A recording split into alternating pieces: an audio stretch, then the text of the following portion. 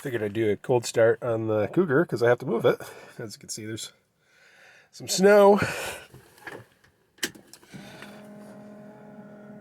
I'll even show that it has not been started yet. 45 degrees. The manifold temperature is 26 degrees. That's coolant and that's manifold.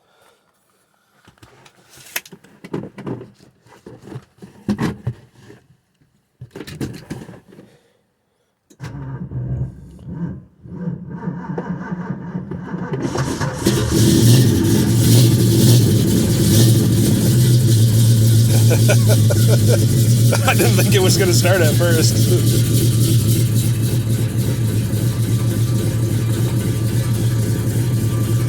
It's cold.